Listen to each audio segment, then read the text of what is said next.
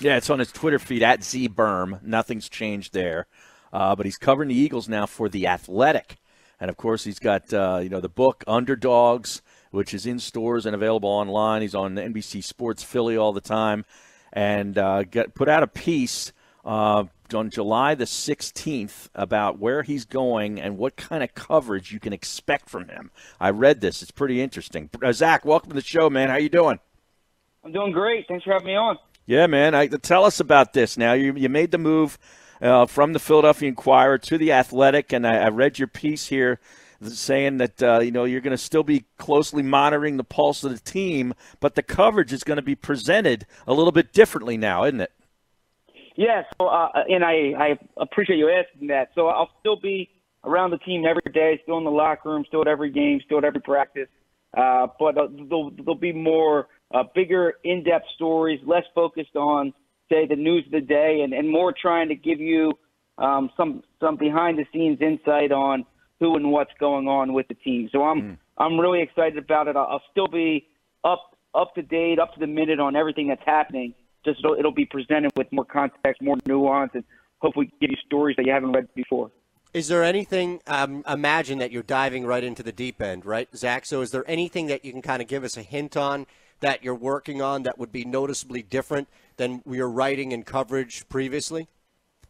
Yeah, so in the coming days, I should have a piece on a popular former Eagles player, and then once camp begins, I'm going to have a lot of kind of in-depth features. I've done them in the past for the Inquirer, and they're really going to be a big emphasis of mine now. Player profiles, trend stories, but not being restricted by time and space. That's really what I would say. It sort of sounds like what Eytan and I are doing on 97.3 as opposed to the old place. Yeah, except he's focused. Yeah. All right. And right. He's actually he's very focused.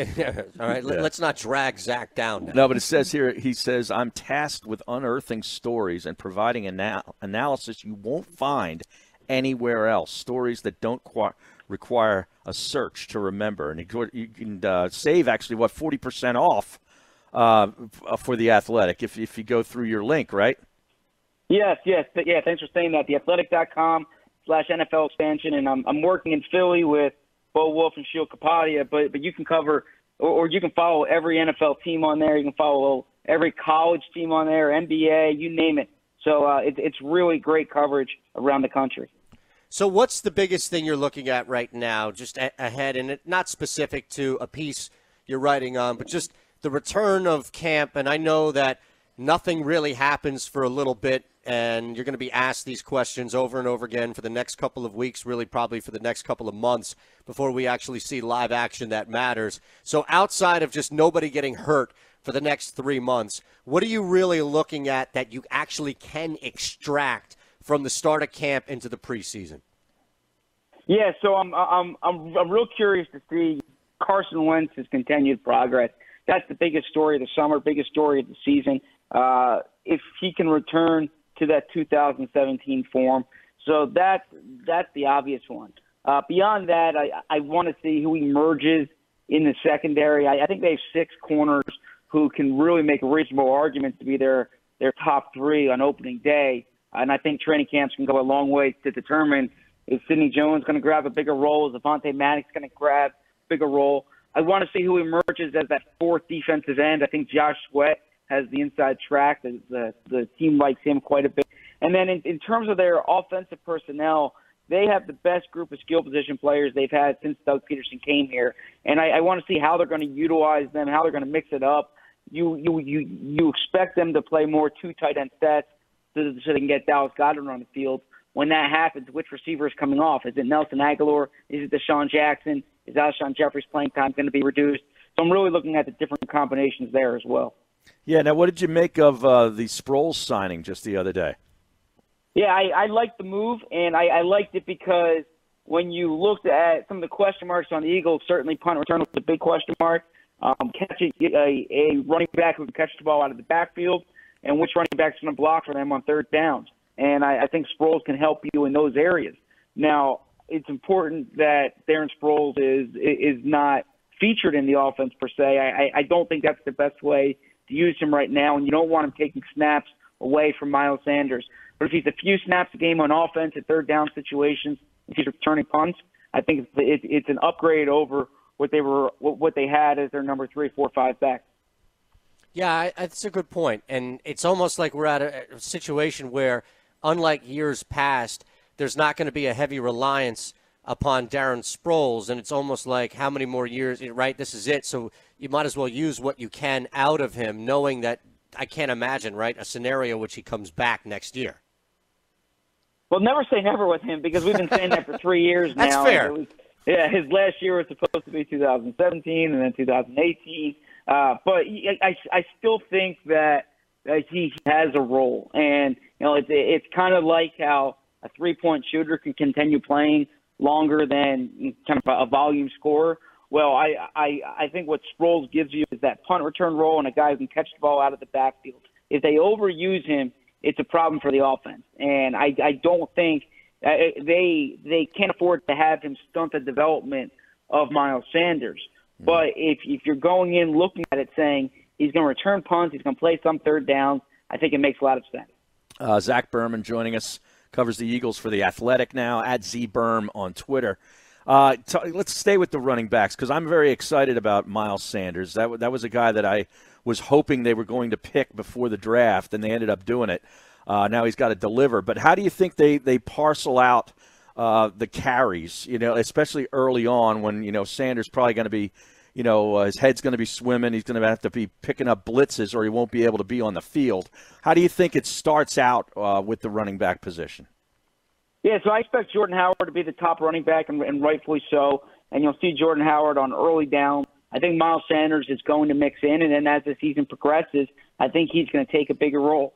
You're absolutely right in terms of him blocking. That's going to be a question going forward in terms of the transition. But I think getting Sproles kind of helps in those third down situations. I would expect Sanders to be your change of pace running back, maybe 6, 8, 10 touches a game in the first month of the year, and then I would expect that to really grow. And when we're having this conversation in December, it wouldn't surprise me if he's on the field more than Jordan Howard. Gotcha. Zach, are you surprised how high the odds are for Carson Wentz? He's right below Pat Mahomes in that trio of Luck, Rodgers, and Wentz, 9-1 to win the MVP this year, knowing, of course, that he's got a lot of talent around him, but he's up there with the best of the best, whereas you've got some other guys, some pretty big names that are like 2 or 3 tiers below him.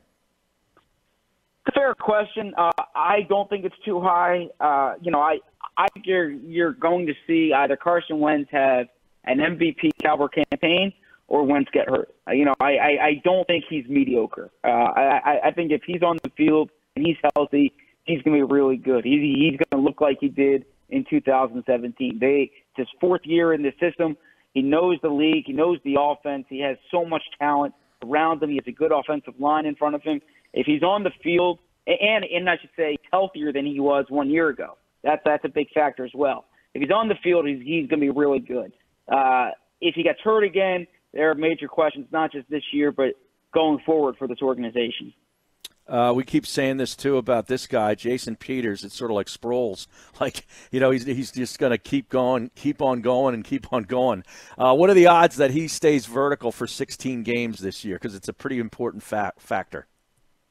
It is an important factor, and, it's hard to handicap injuries. He is getting older. He has been banged up. The team does a good job taking care of him throughout the week. Like, for instance, in the month of August, I don't think you're going to see much of him, whether it's at training camp or in preseason games. But, yeah, I think it's reasonable to expect him to play 16 games. I will say they have depth at offensive tackle. Halapoulivaati Vaitai is still on the roster. He was your Super Bowl starter, and now he's the swing tackle again. They take Andre Dillard in the first round. He's your left tackle of the future. You still have Jordan Mailata, who has another year of development behind him. So I think they like their depth if there is an injury, but you want Jason Peters on the field. You want Lane Johnson on the field, and that's a big thing to watch as well because Brandon Brooks, who is their 2-time Pro Bowl guard, he's coming off an Achilles injury. So if he's banged up, if Peters is banged up, the line doesn't look the way it did a year ago.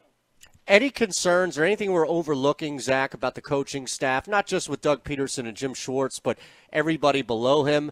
I know that when you look at a team with so much promise and expectation to be right there at the top, if not at the top in the conference, you got to look at everything with a fine-tooth comb. Have we kind of overlooked or missed anything there? No, I will tell you in talking to Doug Peterson and talking to the assistant coaches, there's much more of a comfort level than there was 1 year ago with this staff. I mean, they had a lot of moving parts with the staff last year, which happens when you win a Super Bowl, and then they had a truncated offseason to try to acclimate guys to new roles. They were moving people around. They don't have an assistant coach this year who is not with that position group 1 year ago. So even the two changes they made, wide receiver coach, defensive line coach, they promoted the assistants from 1 year ago. So I think that staff continuity and the more experience that Mike Groh has as offensive coordinator, Press Taylor has as quarterbacks coach, I think that will help. And I think it also helps that Doug Peterson has another year with these guys. So I don't view the coaching staff as a concern. I think the staff, frankly, is going to be better than they were in 2018. Hey, Zach, obviously Joe Douglas moves on to the Jets, be their GM. What's the biggest thing that we're going to miss with him no longer a part of the front office? Yeah, Joe's a really good scout. I mean, he really has a good sense of finding out a player's football character. Now, I will say the Eagles kept continuity there. They promoted Andy Weidel. They promoted Ian Cunningham. Both those guys came with Joe Douglas, have that Baltimore Ravens background, and speak Joe Douglas' scouting language. So I think you're going to see some continuity there. What you lose is a real experienced personnel executive who had a key role in building that 2017 Super Bowl team. And I think people pay a lot of attention to the draft, and rightfully so, because that's where the bread's buttered for a guy like Joe Douglas. But he also had a big role in some of their midseason additions, and I think in really adding some tough veteran backups, which helped them overcome injuries 2 years ago, helped them last year kind of stay afloat when they had injuries. So you need to hope that passes down to Andy Weidel and Ian Cunningham. Zach, listen, congrats to everything on your new venture. We can't wait to read what you have coming out, and we'll be glued, and we'll be in touch as much as possible to bring you back on about the Eagles and everything else you have going on, man. Thank you so much. Hey, thanks for having me on. I look forward to it.